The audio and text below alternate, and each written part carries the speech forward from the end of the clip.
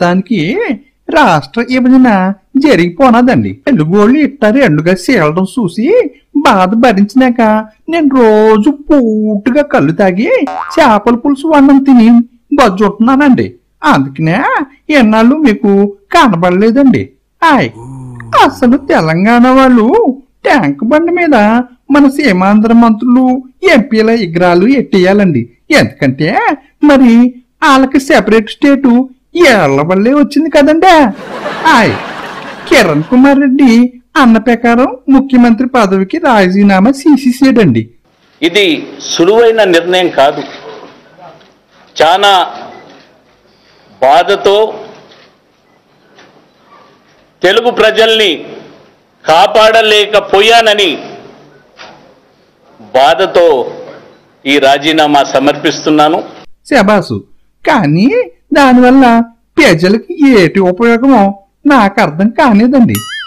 సరే, ఈయన రాజీనామా చేసేసిన వెంటనే చెత్తకుండి కాడ ఎంగిలాకల కోసం కుక్కలు ఎగబడినట్టు ఆ మూన్నాళ్ళ సీఎం పదవి కోసం దాదాపు 15 మంది ఎగబడిపోయారండి.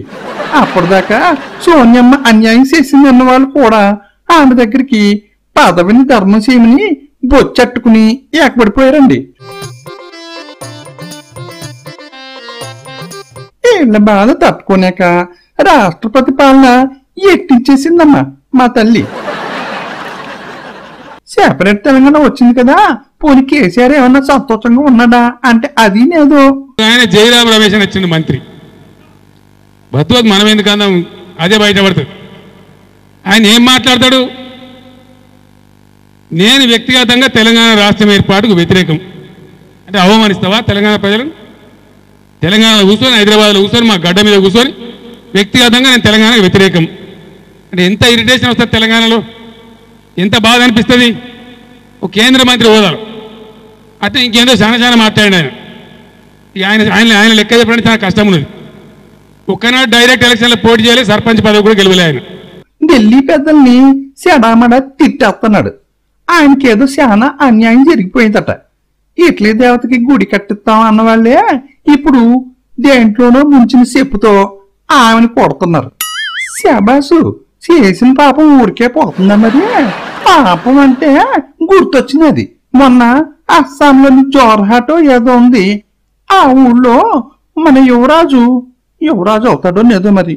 అదే మన రాహుల్ గాంధీ 600 మంది మహిళలతో మీటింగ్ ఎట్టేశాడు. వాళ్ళంతా మహిళా స్వయం సహాయక సంఘాల సభ్యులంట. ఆ మీటింగ్ లో ఓ మహిళ మన యువరాజా వారి బొగ్గ మీద పుసుక్కుమని ముద్దెట్టేసిందంట. దాంతో ఆమె భర్తకి శ్రద్ధ కోపం వచ్చేసి ఆమె మీద కిరసనాయలు పూసి తగలెట్టేసి చంపేసేదట.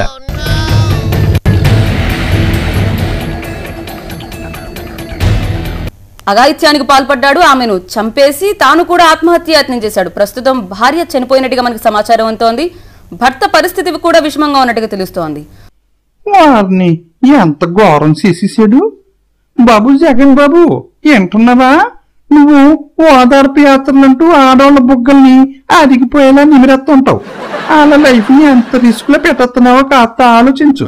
పోనీ మగాళ్ళ బుగ్గల్ని నిమురుకో అని చెప్దామంటే నువ్వు అదో టైప్ ఏమో అనుకుంటారు.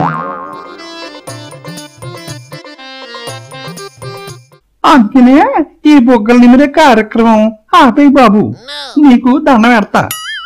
ప్రస్తుతం మన రాజకీయ నాయకులు గ్యాంతనం మొదలెట్టారండి. ఈ అబ్బే సంతోషంతో కాదండి బాబు, సంతోషించడానికి ఏటుంది ఇక్కడ బూడిదే. గ్యాంతనం అంటే ఈ పార్టీలోంచి ఆ పార్టీలోకి, ఆ పార్టీలోంచి ఈ పార్టీలోకి.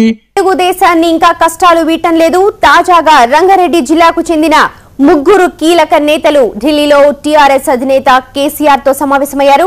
జిల్లా అధ్యక్షుడు ఎమ్మెల్యే మహేందర్ రెడ్డి, కేఎస్ రత్నం, నరేందర్ రెడ్డి కేసీఆర్ ను కలుసుకున్నారు. ఈ 3 టీఆర్ఎస్ లో చేరే విషయమే చర్చించినట్లు సమాచారం. వాళ్ళకి ఇంకేం పని ఉంటుంది చెప్పండి?